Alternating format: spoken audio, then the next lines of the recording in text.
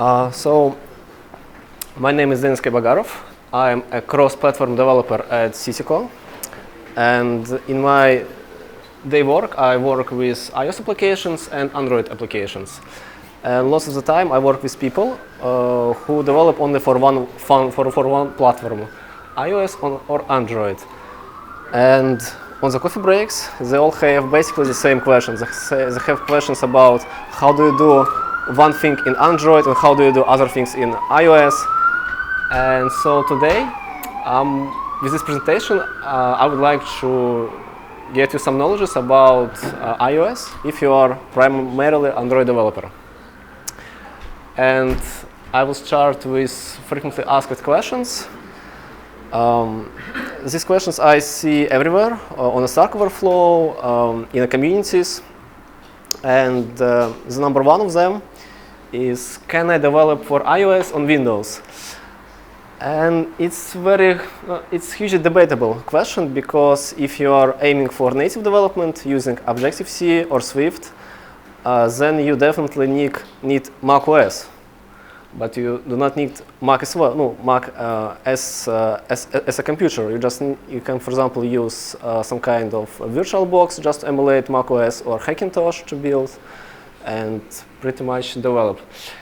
If you are just want to play with iOS as ecosystem, as device, you can use cross-platform solutions that are available. For example, Xamarin. It has Xamarin Live Player that allows you to build iOS applications on Windows without macOS at all. The second one is, can I develop without iOS device? Actually, yes. In the App Store, there are lots of apps that was developed only using simulator. They're published and they're even earning some money. But if you plan to develop an application that use some kind of capabilities of a device, for example, camera, then you definitely need device. Next question is, do I need to buy a developer account? It costs $100 a year. And basically, before last year, if you want to build on your device, you was obligated to buy it. Nowadays, you can build on free devices for free. But for example, if you want to give your application to friends, or to beta testers, or for example use some capabilities like iCloud or push notifications, then you need to buy account for such amount of money. The next question is, which start? If you choose native, Objective-C or Swift, and right now I think it's better to start with Swift, because it's like, well, Swift, it's a language from Apple. It's like Kotlin for Android, but it's already 3 years old. And now when you Google something for iOS, you have some question. And lots of the times, 3 first examples in Google will be in Swift. There will be no Objective-C code at all. But if you have some old project, of course, it will be written in Objective-C, so you'll need to learn it as well. But if you're just starting, I think Swift will be better. For which iOS version to build? Well, in iOS, there is a very huge adaptation, so you can build for 2 latest. But since iOS 11, iOS will drop support for 32-bit applications. So you can launch on your iOS device only 64-bit applications. And it's quite a hit because, for example, there was some apps that you use constantly on day-to-day basis, and from iOS 11 you just won't be able to launch it in your device. So yes. Next things is tools that use iOS developers on everyday basis. There are 2 main IDE. It's Xcode and AppCode. Xcode is developed by Apple. It's free. You can download it on every Mac. It has first-party support for new functionality that's available in iOS, in frameworks, and etc. And it has superior integrated debugger. It can lay out your memory graph. You can lay out your UI. You can really is great. And you have app code. It's from JetBrains. It paid $20 a month. From my experience, it has a little better code environment for code generation. For example, in Xcode, if you include a framework in your app and you try to use it, you need to manually write include, but app code will help you. You can just type it and it will auto-include it. Actually, in this year, there was a WWDC presentation, and there was Xcode 9. And Xcode 9, it can do the same thing. It can auto-include finally files. One thing for app code, if you are familiar with JetBrains products, it uses the same shortcuts, so you will be like in your field. Dependency managers for iOS is primarily Cocoa Pods. Of course, you can use NuGet as well as for Android. Cocoa Pods has very huge library of frameworks. It's easy to use. You just write 2-3 lines in terminal, and you already can open your project with frameworks that you needed. But it creates some caveats because it creates separate project, and if you have a complicated build system, it can break something. On the other hand, you have Cortege. It has fewer libraries available, but it's built better because with Cocoa Pods there is lots of issues when frameworks just can't compile or can't build just because Cocoa Pods miss something out. With Cortege, there is only few of these exceptions, and it does not modify the project file. For someone, it will be a plus. You can manage your build system by your own, but for people who just start, I think it will be minus because you need to import it manually. You can just open a project and use it.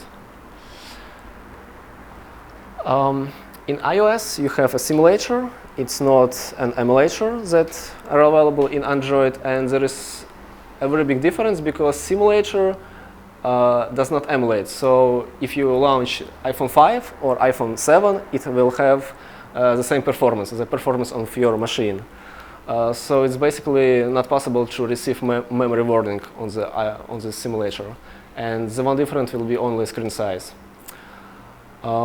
On the other hand, it works great. It works great better than Gememotion. That is pretty much great emulator for Android. And it has built-in options for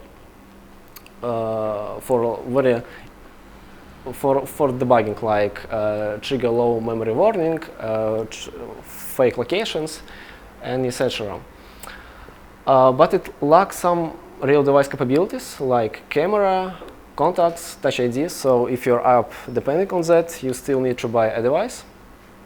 Performance may be drastically different because, as I said, it's simulator, so it does not perform as a real device. For example, if you develop a game and it's hugely demand on GPU and it's run pretty nice in your simulator, you have 60 frames, then you launch on your iPhone, it's like 13 frames only because of the difference of the architectures, CISC, RISC, and etc. And if you are, well, the last one is very interesting. I see it it's very popular on Stack Overflow. People build some kind of UI, and they have some artifacts on the UI, so they post a picture with this artifact. And the difference is that if you are not viewing on the 100%, the simulator itself can create these artifacts. It's not your application fault. In iOS, you do not write XML layout by hand, although in Android I really like to do it. In iOS, it looks like this. Previously, it looked even worse. So people prefer to build apps using UI editor, and it's really great. It allows you to manage all your application, to see your application on one board, all with screens, all of its elements. It has, even this UI editor has some debug capabilities. It can show you, basically there is a layout, some layout, and there is this same layout on the iPhone. There is bigger and in landscape orientation. So you can see your layout, how it will behave on the different phone, different devices, different orientations, just in this editor. You can drop outlets from it. For example, you have a button, and you can just right-click and connect into your ViewController file some actions, some references. It's pretty nice. In iOS, for layouting, you are using constraints. You still can use previously layout that was much easier. Constraints is harder. If you just starting out and you try like kickstart with constraints, you will have a very bad time, because it's better to watch a few YouTube tutorials just to get the understand how they works and what they do. And the constraint layout is available on the Android as well, but very few people use it, and I think it's bad, because it uses the same backend as iOS. Basically, that was one firm, one company that developed iOS with constraint layout and develop Android as well. The next thing is that I see very often in the applications,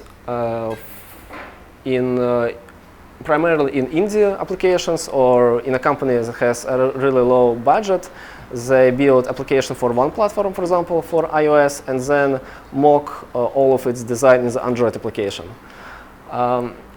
It doesn't only looks right, because a user spends lots of time outside of your application, and when he opens your application, he expects some kind of conventions. And if he does not find it, he can freak out, close your application, and just never open it again. So if you're an indie developer and you're trying to build an app, my advice for you, it will be invest in UX, user experience. You can build a pretty nice application without a great UI, because if you just spend lots of money and time on UI, but you have really difficult UX, people just won't see your fancy UI because they will not find out about it. And iOS Android has a very significant difference. For example, iOS is flat. Basically, there need to be 2 lines on the iOS. I don't know why projector does not render it. And all elements, they basically does not cast any shadow. So if you have one element over another, most likely there will not be any shadow. In Android, you have navigation drawer. It's a standard tool. You can use it. In iOS, you do not have such controller. So you need to be creative, because on this bottom line, you can fit all items that you can fit in this navigation drawer. Sections, the same. You basically have only 3, maybe 4 options if they're not long. While on the Android, you can scroll it. For example, I know that in Spotify, in playlists, they transfer this Android behavior on the iOS application. So you open and you see Android pattern in iOS application from Spotify. More actions menu looks pretty the same. Common elements like buttons, they does not change in a big way. One change that buttons actually are in the middle of some elements, not in the right corner. For example, on notifications and stuff like that. Switches are basically the same. I really prefer Android more. I don't know why. They look like so that looks better. Icons, it's a really small cache, but in iOS you have only the contour of the icon. They basically are not fill-in. But since iOS 11, in iOS itself, they're all was redrawn, and now they looks like Android on right, on left. Sorry. In iOS you have model window. It's available in iPad and in iOS, but in iPad you can see a view controller that is on the background. In iPhone, it's just full screen. On the iPad, you have Popover. If you try to launch this Popover on iPhone, it will crash the application. There is no warning. You just use it and it's crashed. What it does, you can add some menu and it dismisses if you tap outside of it. Assessment management.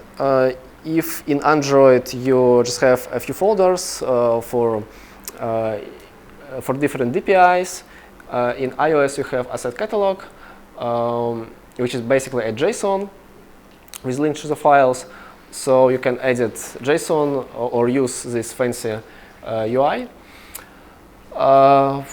Very great that it supports vector, so you can export only one icon, and then it will at first it will have a very small weight, so your application will not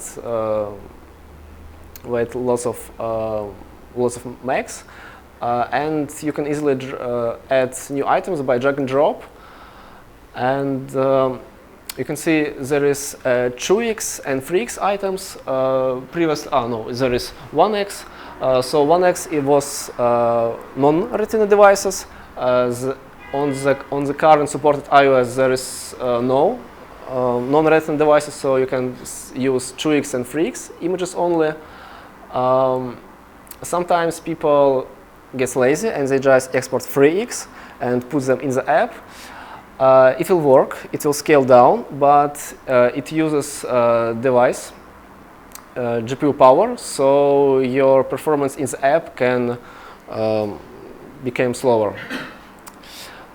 Before that, asset catalog, you needed to write, for example, image dot 2x, image dot 3x, and the Xcode will know which image on which device to take. 3x images are from iPhone 7 Plus, 6 Plus, well, basically all plus iPad Pro. In iOS, you have InfoList. It's basically Android manifest in which you write,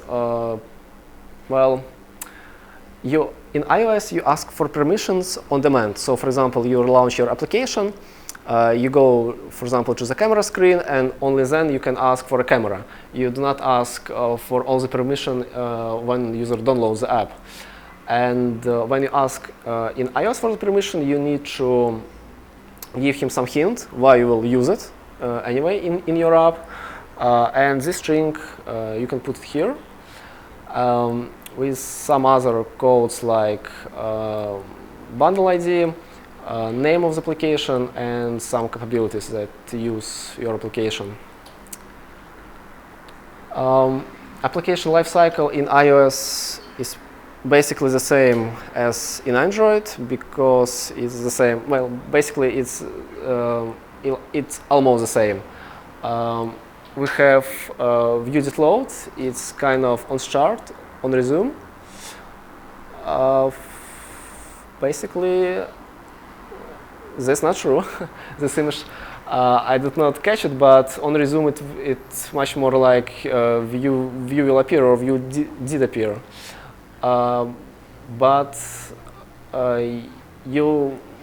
Basically you put your code, your main code in View.Load. That's the first method that will be called after your view controller is initted. That's how it disappeared from a screen. That's the life cycle in full. So you have widget load, view will appear, running, view will disappear, widget unload, dialog. The last one is deprecated from iOS 8, I suppose. Yes. The main thing that you work in iOS is UI-ViewControllers. It's basically the activity. It holds the view and it receives all events of lifecycle. Well, basically yes. You can have in this view controller delegates, and I'll talk about them right now. I just wanted to show you on an example one view how it built in iOS. Very common in Android as well. It's a list view when you want to show some kind of list with information. In iOS it looks like this. It has a really nice features. For example, it can be rearranged since iOS 11. It has swipe to delete, context menu, and the big one, it has sections just from the box. And in iOS, you did not use adapters, you use delegates, and you just implement it. Basically, works the same as adapter. It has even similar names. For example, you can specify the height for a row. You can estimate it if you need really. You can pass the footer header for sections and etc. And you have data source. Yes, that is true. There is one delegate that gives you all the events that happen with table view. For example, when you tap on some cell, or it needs to be a layout. And the second one, it's only for data to specify in this table view. That's how it works. For example, you have a NIP. It's some kind of XML where you specify the layout for anything, but in my particular case, it will be for cell. You register this cell for a table view. You can register multiple cells and just use them. Then, for example, then you specify the number of sections in your table view, number of rows in each section, title if you need title. Then you create a cell, and you, for example, that's how you handle a press on the cell itself. And lots of time, people are asking me, who was first time with Apple, how to find anything on the developer apple.com, and basically it's a true web page. It's a web page to manage your certificates and a page that manages your application. There is a people section where you can specify other people who have access for your accounts. For example, they can watch your analytics, they can reply on the reviews in the App Store, and etc. And it's how iTunes Connect looks. So you have your apps, your analytics, sales, and other stuff. And when you want to publish your application, well, actually, this image is from Apple Developer Portal. It's almost the first image that you will see there, and it discusses how to develop app itself, not just to publish. The publish is only the last section, and from Apple perspective, the first thing that you need to do, even if you consider to build an application, it's enroll in the program and pay $100 for them, and only after that you can start develop your app. Yes.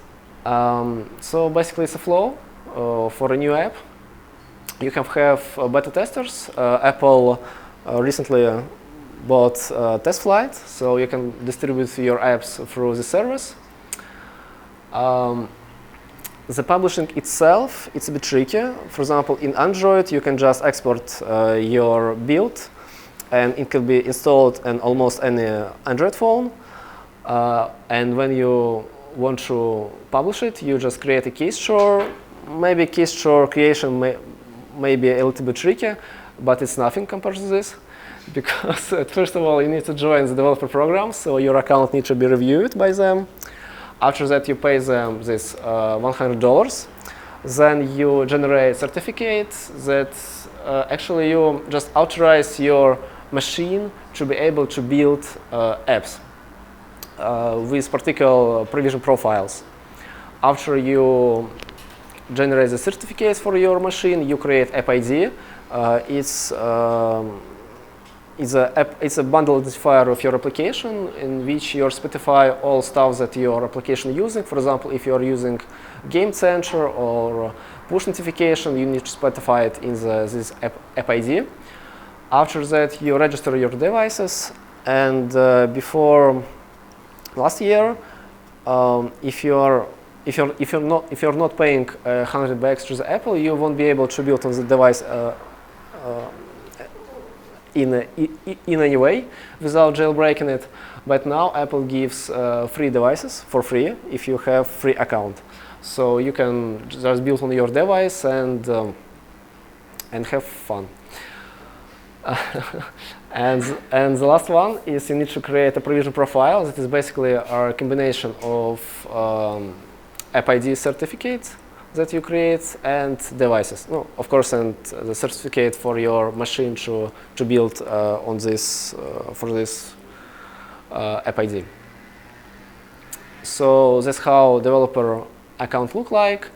That's the certificates. They're all expiring in 1 year, and you can revoke them in any time. It won't break anything. Unlikely, like if you lost your key store password, you're pretty much in a bad situation.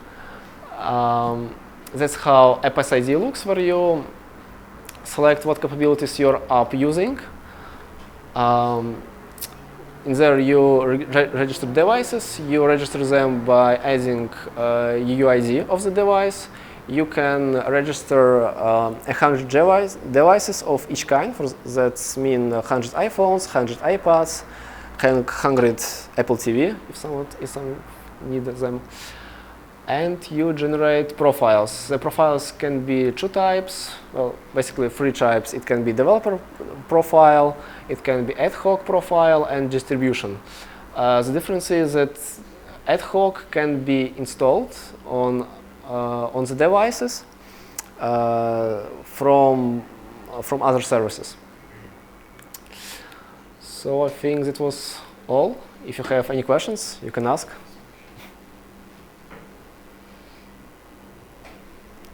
So then, thank you for your attention.